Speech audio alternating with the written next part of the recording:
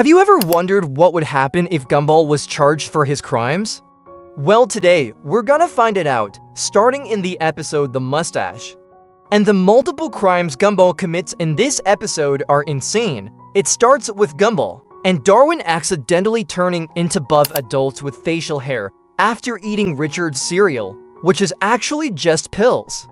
And with all this newfound strength, Gumball decides to go on a crime spree. His first crime is throwing a dodgeball so hard at Tina Rex that she smashes through the wall and gets knocked out cold. Next, he does what every new adult would do. He steals a car. For this, Gumball would be charged with aggravated battery and reckless driving. And since Gumball is only 12 years old, sentencing him as a minor would be no fun. So for the sake of this video, we're gonna charge Gumball as if he was an adult. And for these crimes, he would get a sentence of 15 years and a $25,000 fine. In the episode The Schooling, Gumball gets a job as a bank teller, and when a robber shows up, the coworker tells him, "Relax, we're the bank. We rob people, not the other way around." So Gumball takes that way to literally and cleans out every account, snatches jewelry, and even threatens to take a guy's kids. "Please, I have children, good to know. We'll come for them next." That's not just theft, that's a felony for committing robbery and coercion. Gumball would get another 10 years and a $15,000 fine. But in the episode The Spoon, Gumball and Darwin end up on the other side of the robbery. It all starts when they hit up the gas station to buy their mom a gift, when they see Sal left them robbing the whole place.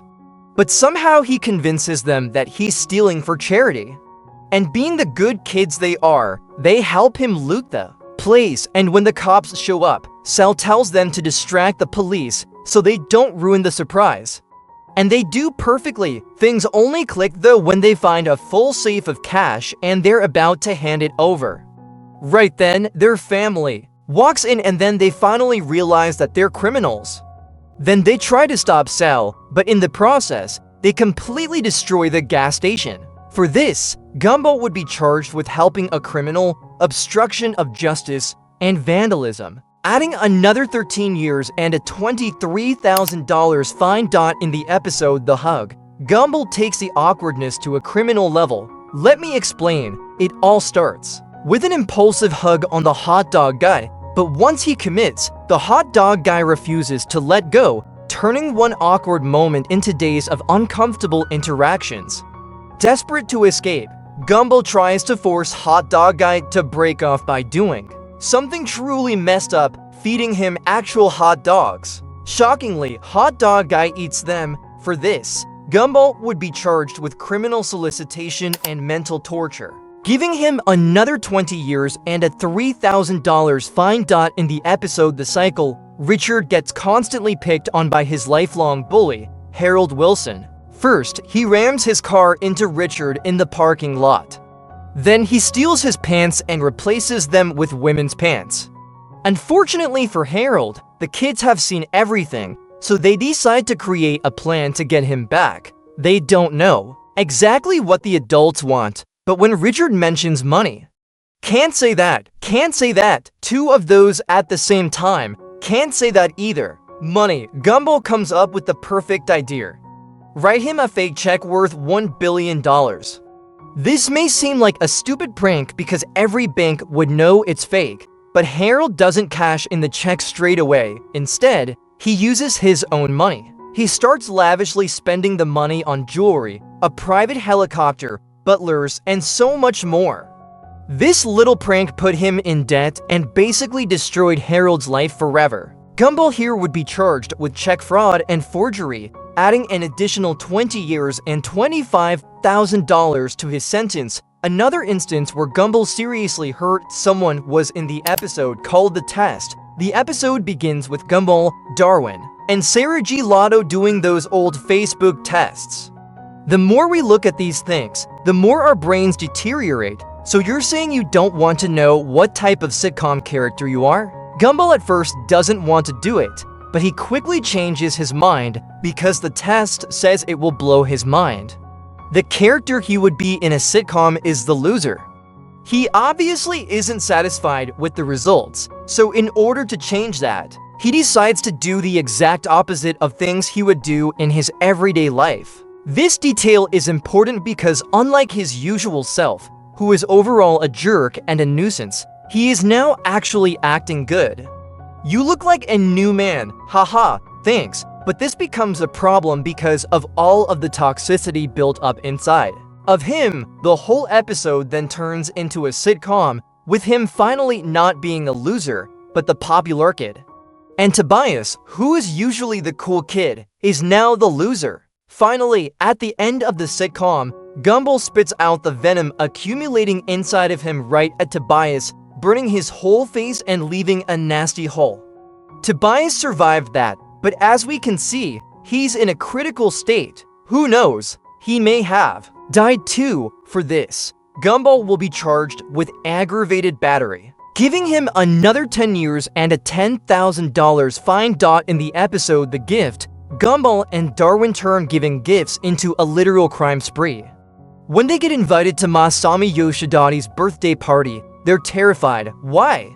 Because last time, someone gave her a bad gift and they literally disappeared. I remember him. He gave Masami a pair of toe socks. Big mistake. Masami doesn't have legs. Next thing you know, Harry's dad lost his job at the Rainbow Factory, and the whole family moved out of town. So the boys need the perfect present, something she doesn't already have. Richard suggests the one thing money can't buy: nothing. And how do they give her nothing? By kidnapping her and locking her in their basement. Needless to say, Masami panics, floods the place, and nearly drowns them all. Luckily, she busts open the door and saves them.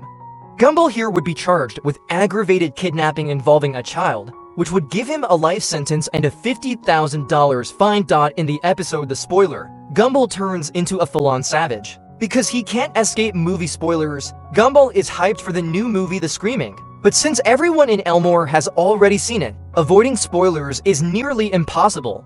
At lunch, all his friends start spoiling the movie by using food metaphors. Furious, Gumball eats all of their lunches in retaliation, but then Anton, a literal piece of toast, tries to spoil it too. So yeah, Gumball just straight up eats him. Yes, cannibalism, right in front of everyone. Later on, when a random guy on the radio starts spoiling it, Gumball physically assaults him. First caller: "Hi, my name is Rocky Robinson. It's called The Screaming. Rocky, are you there?" All of this just to watch a movie in peace. For this, Gumball will be charged with second-degree murder and aggravated battery, giving him a life in prison, plus 5 years and a $110,000 fine. And that wasn't the only time Gumball killed Anton. Because in the episode The Recipe, the episode begins at the school pool, where Gumball has to demonstrate his life-saving techniques on Anton, and it goes horribly wrong. And Anton ends up dying in front of the whole class. But the very next day he comes to school, he acts like nothing happened. So Gumball decides to test this by killing him 10 more times. After confirming that he's somehow immortal, he goes to Anton's house to see exactly what's happening. And when he sees this completely blows their minds, so they decide to try it for themselves. But things didn't go as planned, and the next thing you know, there are almost 100 Antons. What's even worse is they're a lot dumber and more obedient.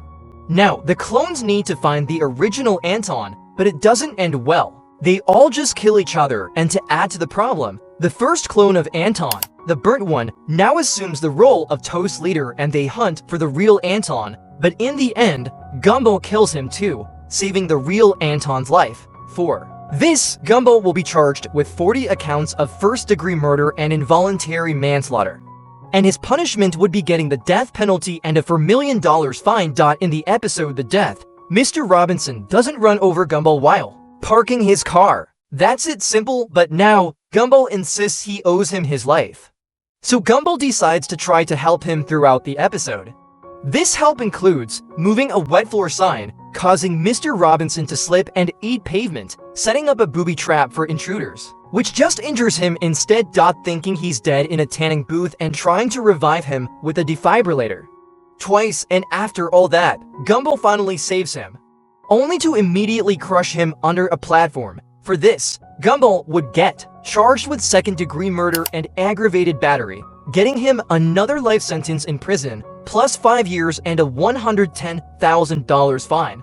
Failure after failure, and Gumball finally goes insane, to the point where he decides to only do good things from now on. For this, he would be charged with impersonation, forgery, stealing, human trafficking. This would get him life in prison, plus 8 years, a $215,000 fine, bringing Gumball's total sentence to death penalties. 5 life sentences. 1 to 8 years in prison. Total fines of $5,403,000.